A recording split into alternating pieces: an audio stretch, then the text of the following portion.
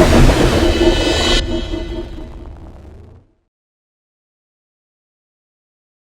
the intersection of law and everyday life, we strive to cover it all, help you get your business right. At the corner of legal insight and understanding, we hope to keep your knowledge ever expanding. Welcome to Law Street with GHR. We've got law education accessible to all. Oh, welcome to Law Street with GHR. We're informing the community, so come and get involved. Welcome to Law Street at the intersection of law and everyday life. I'm Lisa Rooms, and I have with us today our associate, Nsizwe Stewart. Nsizwe, what are we going to be talking about today? Well, Lisa, we'll be talking about safeguarding Jamaica's creatives through IP protection. Okay, so just give us a brief introduction of this topic. Okay, great. So it's no secret that Jamaica is known globally for our vibrant and creative Absolutely. industry, right? And so you immediately think music, you think reggae music, you think, arts, literature. And so I think it's so important to discuss how we protect our people in those spaces, especially on a global stage. And so there's no discussion about protecting the creatives without discussing IP.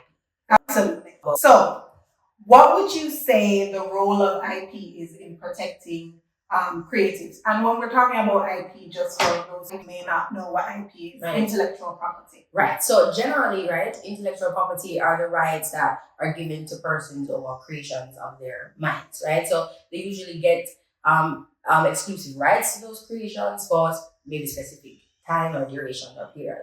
But when we talk about protecting creatives through IP, there's no discussion without specifically copyright, right? So when we talk about copyright protection, we talk about specific things like literary works, music, art, and so forth, and how creatives in those spaces get protection under copyright law. Okay. And what's the kind of legal framework for that?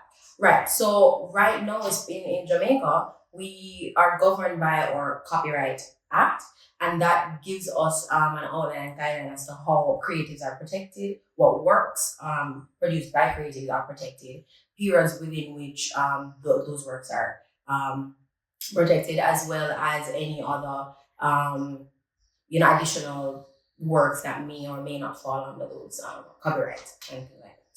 So we're talking about creatives. I love speaking about creatives as a creative myself. Right. So I want to know, and I obviously know some of the things that affect me as a creative. Right. So just give us a little bit about what sort of challenges creatives face and how they might be able to overcome some of Right. those. So right off the bat, creatives face piracy. And we know, especially in Jamaica, where because we're such a small island, and I think we're almost sometimes in a bubble. Our creatives, in an effort to get their work out, will sometimes sacrifice protecting that work, and so persons can take advantage of that by being, for example, getting access to that work without maybe paying for it. Mm-hmm. And so piracy specifically, for example, with music, we know we have illegal downloading of music in Jamaica, where more often than not, music is playing and it is not from a mainstream source. Right. You also have time-honored tradition of burning music onto a CD. Yes. And so, like that. But also not to leave out other creatives where like writing is concerned and things like that. I think authors, it's getting better now for sure, but authors sometimes fall prey to their work being able to be accessed online, like through PDFs. So, authors don't necessarily get proceeds where you can access their work online and not through like absolutely. All right. So those are challenges that they definitely creatives face when it comes on to IP. Okay, and I know that one of the severe issues is that people just don't know that they have these rights. Right, for sure. For sure. And so I think instead of just like explaining it, I think an example is a good way to demonstrate that, because when you think of reggae music and our global impact, we are always so happy as a small island to be recognized on a global scene, and that's great. But when we talk about recognition, we also have to talk about recognition in terms of protecting your work and not being exploited. And so I think a lot of persons, especially musicians here, they create work and they put a lot of heart in it, and then they're just excited for it to be picked up, not knowing that it being picked up could mean their rights being obstructed, Absolutely. And so I think educating them in terms of, like, for example, things that related to royalties and accessing proceeds, where if your music is being used, you ought to have some form of compensation for that. I mean, and even before it being used, you are supposed to be asked before, that it should be used. And so I think a lot of artists, it's again changing, and that's great. But a lot of artists get taken advantage of, and that's also something that we're also trying to like ramp up protection on. Right. And as a creative, I know I've gotten a question. Someone has infringed on my rights. What do I do? Okay, so immediately, I mean, it's a little bit biased, but you want to get legal representation. So you want to get to speak to a professional attorney that probably specifies in intellectual property law, and they'll be able to advise you on next steps in being able to protect yourself. Yes. So earlier we mentioned the Copyright Act, and that governs us here. So if we're speaking from a local perspective, immediately you want to think about what it is that's being infringed on for you in terms of your rights, and how it is that you can go about getting protection. Right. I feel like you immediately think about suing, but sometimes suing is kind of like an extreme. There's always a middle ground. So before you even get to that stage, maybe it's something where you can have a discussion about how your work is being used, and maybe how it is that you can grant a more like controlled use about things like that. And then you also have blatant misuse of your work, and then you may have to take it to DEFCON and if you're like suing there.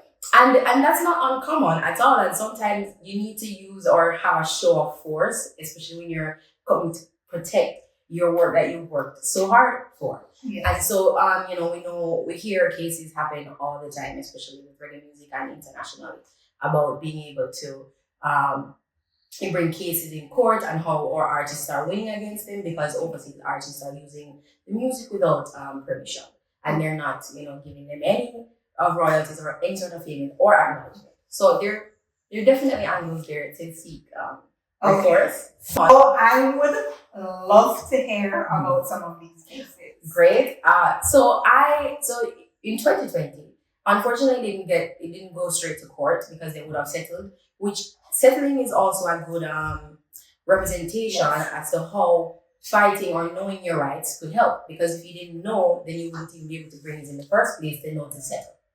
Right. And so in 2020, Miley Cyrus was sued by one of our artists, Flora. Yes. And like everyone knows Miley Cyrus' big song, "We Can't Stop," "We Won't Stop," "We Run Things, You Don't Run Me."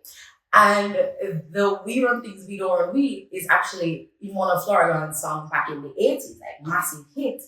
And he brought the case, and before even the court could fully assess it, Miley Cyrus's team realized, yes, there are... We messed up. Yes, we definitely messed up. We messed up. And so they were able to settle for what I would assume is a really good sum. And he was able to be recognized for that, not because we're a small island or creators are smaller, you should still be able to... You should still respect them. Absolutely, 100%. And you have a lot of other cases that would have happened as well, and you have ones that are ongoing. Recently in the media, there's a massive case with even the reggaeton industry that was causing buzz around the place. And everybody in IP is on edge about that to see how that turns out, because it's a massive class action. So it's a lot of different reggaeton artists spanning years of music, and it's going to be an interesting case to watch because a lot of our artists here and the music will be considered there. And I feel like it's obvious in terms of like reggaeton as a genre, it's in the title reggaeton, in that it's derivative from reggae in some sense, right? And so you can't have reggaeton without reggae music. Absolutely. And so I think it's gonna be definitely one to watch. Not much development yet, but it's definitely gonna be one of those that really determine IP law and protecting our creatives, specifically musicians here, and the ramifications for our creative space here in the future. Okay, so we spoke a little bit about enforcement. Yeah. And as a creative, as a person who is an artist, who is, a photographer or whatever, what are some of the things we can look at in terms of making sure that our rights are protected? How do we strengthen protection, enforcement? What are some of the things that we can look at doing? Right. So off the bat, we mentioned education. So you have to be aware in the first place to know that you have a right to protection, and so you want to make persons and creatives aware that that they have access and their works should be protected. But then when we talk about we can also think about technological advancement, and so you have other ways now to safeguard creative works. For example, they have blockchaining, which is something where it's actually really interesting because I was looking into it, and it's almost like from a digital perspective, it's a ledger keeping track of the owners of a particular work. Yes. And so no matter so cool.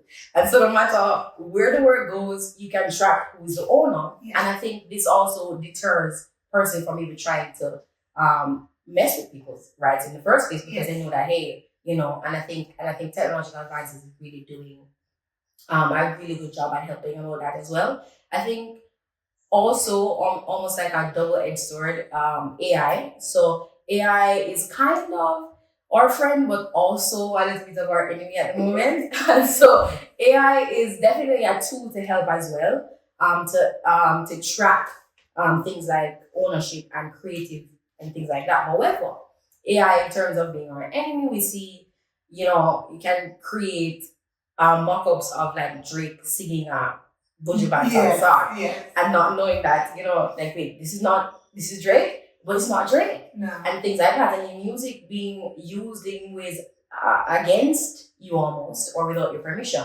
And so we see AI kind of, working there, but, AI is a tool as well.